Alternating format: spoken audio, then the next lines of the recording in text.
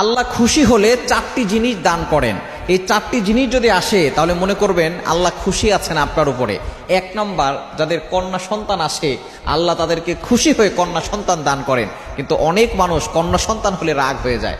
মনে রাখবেন, কন্যা সন্তান আপনার ঘরে বরকত নিয়ে আসছে, আপনার ঘরে রহমত নিয়ে আসছে, আপনার ঘরে নিয়ামত হচ্ছে কন্যা সন্তান। অনেক বাবা আছে কন্যা সন্তান হলে স্ত্রীর সাথে কথা বলে না। তোমার পেটে ছেলে সন্তান নাই, খবরদার এই ধরনের কথা কখনো বলবেন না। আল্লাহ যাকে চান ছেলে সন্তান দান করেন, যাকে চান কন্যা সন্তান দান করেন, যাকে চান ছেলেও দেন না মেয়েও দেন না। আল্লাহ পাক রব্বুল আলামিন বন্ধা করে রাখেন।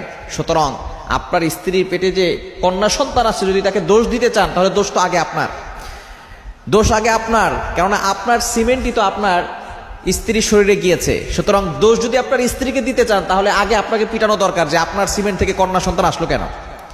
সুতরাং দোষ কাউকে দেওয়া যাবে না। কন্যা সন্তান এবং ছেলে সন্তান এগুলো সব আল্লাহর পক্ষ থেকে আসে।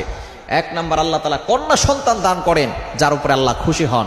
দ্বিতীয় নাম্বার, মেহমান, যার বাসা মেহমান আসে, মেহমান আসলে কখনো রাগ হবেন না। মেহমান আল্লাহ খুশি হয়ে দেন, মেহমান বরকত নিয়ে আসে, তার রিজিক নিয়ে আসে।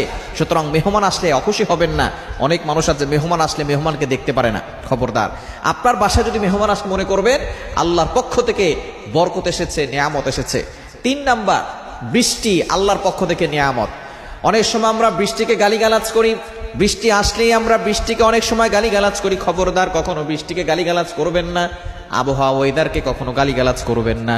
শীত পড়লে শীতকে গালিগালাজ করি, আবার বেশি গরম পড়লে সূর্যকে গালিগালাজ করি। মনে রাখবেন, পৃথিবীর সব সৃষ্টি কিন্তু আল্লাহর। আপনি আল্লাহর কোনো সৃষ্টিকে গালিগালাজ করবেন না। অবশ্যই বৃষ্টি আল্লাহর পক্ষ থেকে রহমত। অনেক মানুষ বৃষ্টি আসার পরে বৃষ্টিকে গালি দেয়। খবরদার, এটা কখনো করবেন না। আল্লাহর রহমত যদি পেতে চান বৃষ্টির সময় আল্লাহর কাছে দোয়া করবেন, দেখবেন আল্লাহ তাআলা সকল দোয়াগুলো কবুল করে নিবেন। তিন নাম্বার, আল্লাহ খুশি হলে বৃষ্টি দান করেন। চার নাম্বার, আল্লাহ যার প্রতি খুশি হয় তাকে আল্লাহ অসুস্থতার নিয়ামত দান করেন। আপনার রোগ হয়েছে, রোগ সারছে না, মনে করবেন আল্লাহ আপনার প্রতি খুশি, এজন্য আপনাকে অসুস্থতা দিয়েছে। কেন? এই অসুস্থতার কারণে আপনার গুনাহ মাফ হবে, আপনার মর্যাদা বৃদ্ধি হবে। অর্থাৎ আল্লাহ তাআলা এই জন্য আপনাকে অসুস্থতা দিয়েছে, মৃত্যুর সাথে সাথে আল্লাহ আপনাকে জান্নাত দিতে চান। সুতরাং এই চারটি নিয়ামত আল্লাহ খুশি হলে বান্দাকে দান করেন। এই চারটি নিয়ামত পেলে কখনো অখুশি হবেন।